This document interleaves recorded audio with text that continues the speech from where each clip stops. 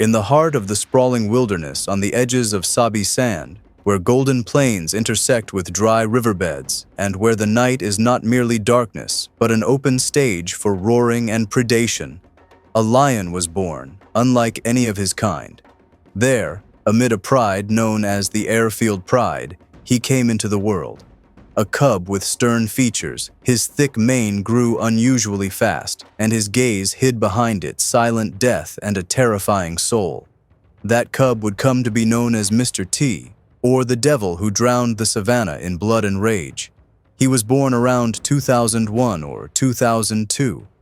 Only a few years would separate him from the inevitable expulsion that awaited all male lions when they matured. At first, he was just one of the pride's sons, playing with his brothers, learning the art of hunting from the pride's mothers, leaping around his dominant father's body at the time. But the jungle hides its secrets, and fate always prepares those who may become kings, or executioners.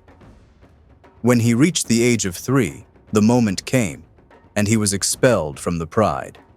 There was no longer room for young males in the pride's embrace, for they had become a threat.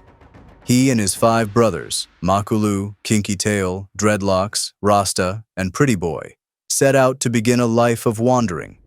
6 nomadic males, 6 hungry lions, 6 hearts that had not yet tasted the meaning of power. And from here, everything began, from wandering to the throne of kingship. It was a turning point in their lives in 2004, after they were driven out of their safe place into the wilderness of fear and hunger. They survived on whatever they could find, hunted small prey, and roamed the edges of territories controlled by stronger males. But something was forming within them. Strength, unity, and ambition that exceeded the limits of any alliance the region had known. By 2006, they had grown. Thick black manes framed their solid rock-like bodies and dagger-like teeth. They were no longer mere intruders. For them, it was time for war. The 6 announced their presence with roars that shook the savannah. At first, it was a shock. Who were they? But soon, everyone knew the answer. They were the Mapogos, the name that would sow terror across all of Sabi Sand. They moved like a storm. If they encountered a single dominant male, he knew well that his death had come. There was no chance against such an onslaught. The confrontation was not fair. It was an execution. 6 bodies attacked at once. The victim thrown to the ground, his flesh torn until nothing remained but screams carried away by the wind. And they did not stop there. They hunted down cubs. Most did not survive. Every cub that did not belong to them was sentenced to death. The mothers who tried to defend them tasted pain and destruction. That was the law of the Mapogos.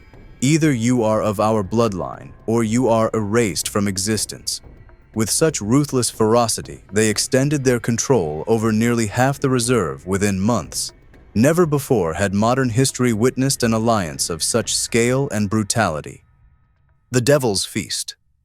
Though there were 6 Mapogos, one personality shone above all. Mr. T, the killer lion known for his thick, dark mane that covered his face like a black mask. But it was not the mane that made rangers and visitors call him the devil. It was his actions. He was unpredictable. He attacked suddenly, without reason, and tore apart his opponents with savagery even after they were dead. He wasn't merely a killer. He enjoyed the moment of slaughter. Although he loved all his brothers, his bond with Kinky Tail was special. They were an inseparable duo, hunting together, killing together, protecting each other's backs. When Mr. T surrendered to his madness, nothing could stop him, not even his brother's cubs. More than 11 cubs were killed by his fearsome jaws, slowly, cruelly, and without reason. None of his brothers intervened, as if they had accepted the devil among them. Thus, Mr. T became not just another lion, but a symbol of terror, a dark legend told in every camp and every safari. The Brothers Division. Despite the Mapogos' might, cracks began to appear within, especially between Mapogo, the eldest brother, naturally a leader, strong and dominant, and his brother, Mr. T, the fiercest of them all, who refused to be subordinate. In 2008, repeated clashes broke out between them. In one of the fiercest, Mapogo bit into Mr. T's leg with such force it nearly crippled him. Mapogo won that round, but the psychological wound was deeper than the physical one. After that battle, Mr. T split from his 4 other brothers. But he did not leave alone. He took with him his closest brother, Kinky Tail. The two moved east to establish their own domain, away from their brothers in the west. This split was not just a tactical decision. It was the beginning of a new era. Thus, the alliance divided into 2 factions, Mr. T and Kinky Tail in the east, Mapogo, Pretty Boy, Dreadlocks, and Rasta in the west. That division sparked the bloodiest wars Sabi Sand had ever seen. The new enemy, the Majingilanes. In 2010, a threat emerged unlike any before. 5 young males in their prime, known as the Majingilanes. Their bodies were solid and explosive, their eyes fearless. They sought territory, and none was greater than the lands of the Mapogos. They began their challenge, roaring at the borders, marking trees and rocks with their scent. The message was clear: we are here, and we are coming. Mr. T and Kinky Tail did not retreat. On the contrary, they accepted the challenge with arrogance. They had never lost a fight. Why fear now? On June 8, 2010, the spark ignited. In a dense forest, the brothers encountered a lone Majingilane male. He tried to flee, but they caught him, pinned him down, and tore him apart. He was fierce, fighting until his last breath, leaving scars on Mr. T's face and Kinky Tail's paw. But the result was inevitable. One Majingilane was dead. Yet in the jungle, it was known. Blood begets blood. That night, vengeance was set in motion. The tragedy of Kinky Tail.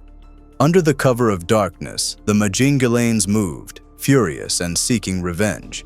They searched relentlessly until they succeeded in isolating Kinky Tail, who was wounded and limping from the previous battle. Still, he refused to retreat. He faced them, 4 against 1.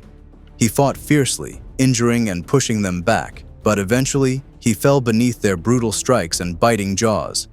They pinned him to the ground and tore him apart mercilessly.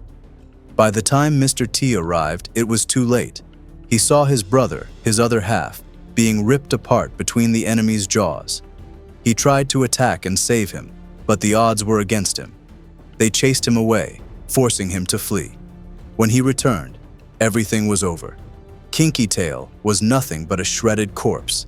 That moment changed Mr. T forever. He was no longer the same lion.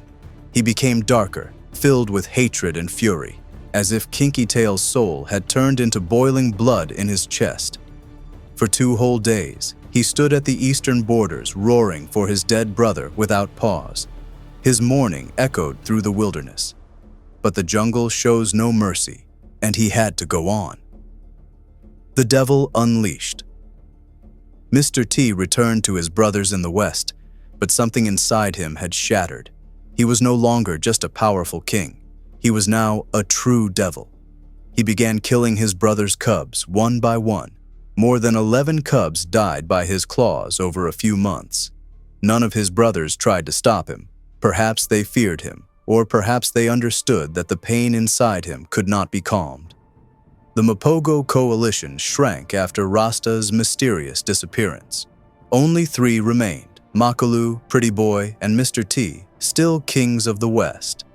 But time moved on. They were aging, their wounds accumulating. It was clear a new dawn was coming, one carried by younger, stronger lions. The end at the hands of the Saladi. Then came 2012, when another coalition emerged from the south. 4 males called the Saladis, later known as the Katos. They were in their prime, hungry for dominance and unafraid of facing legends. By February, signs of war were already clear. The confrontation was inevitable. As the Mapogos grew older, the Saladis grew stronger by the day. On March 16, 2012, the decisive moment came. In broad daylight, the Saladi coalition caught Mr. T alone. They attacked from all sides, slashing his back open with a deep wound. He fell to the ground, roaring, a cry that echoed through the savannah. He tried to fight, but one bit into his spine and broke it, leaving him paralyzed. Even then, he did not surrender. He kept growling, trying to rise, biting the air as if refusing to accept defeat. He fought until his last breath, even while unable to move. The rangers watching were stunned. One later said, "He died as he lived, a warrior to the very end." Legacy of blood and fire. With his death, the era of the Mapogos ended. That coalition had terrorized the reserve for years, ruled half of it, and killed more than any other in modern Sabi Sand history. Mr. T left behind a legacy of contradiction. To some, he was a monster, a devil, a heartless killer. To others, he was a legend, an unbreakable king, a lion who wrote an unmatched saga in blood. Even today, years after his death, his name is still whispered among rangers and visitors. When they speak of lions that changed history, they say, "There once was a terrifying and majestic lion named Mr. T." This is not merely a tale of a lion. It is a story of power, blood, love, madness, and betrayal. A story reminding us that the jungle shows no mercy, that no king's throne lasts forever, but some kings are never forgotten, and Mr. T was one of them.